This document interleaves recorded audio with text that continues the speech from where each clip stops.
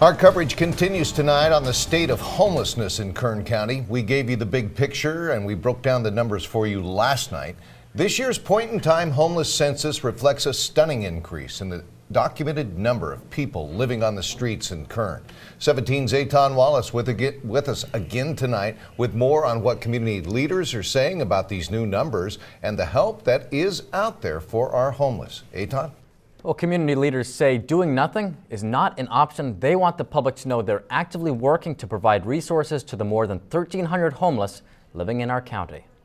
1,330. That's the number of homeless counted during this year's point-in-time count, representing a 50% increase from last year's count. Lewis Gill of the Bakersfield Homeless Center and committee member with the Kern County Homeless Collaborative says it's time for action. Our point-in-time count, our census, tells us there are more people out there that need help, so we must expand services. He says the Bakersfield Homeless Center is at 96% capacity, but remains committed to helping as many women and families as possible. The facility soon will add 40 beds. We are working very hard to help anyone that walks up. What folks need to know is that we are utilizing everything that we have.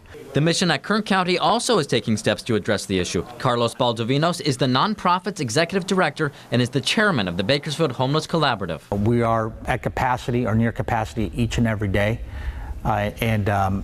But future plans are we're actually adding 40 permanent beds to one of our shelter facilities. The organization also plans to convert this building into a community resource center for those on our streets. We need to care for them and help them and get them right on track. A sentiment shared by this leader, Bill Walker. He's the director of Kern Behavioral Health and Recovery Services. We have at least 15 staff directly dedicated to homeless outreach. Through our vendor contracts that we'll be initiating within the next 90 days, that will more than double to 30 to 40. In addition to that, we're looking to put another 10 to 15 staff throughout the county connected to our regional offices where they'll be able to work with that local law enforcement, local hospitals, local outreach and churches in those areas specifically. These numbers are higher than we'd like to see, but I'm very optimistic because it's not in our nature to turn away from the hard things. Kern County doesn't do that. And so I'm looking forward to working with everyone so that we can solve this problem.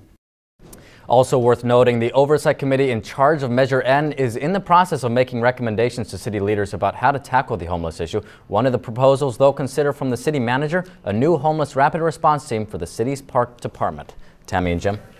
You know, Eitan, we've received a number of questions on social media, and we have heard the rumors for years now that homeless people are being bussed into Kern County from other cities in California. What have you learned about that? You know, I actually asked Mr. Gill about this very question, and he says the figures do not support that assertion.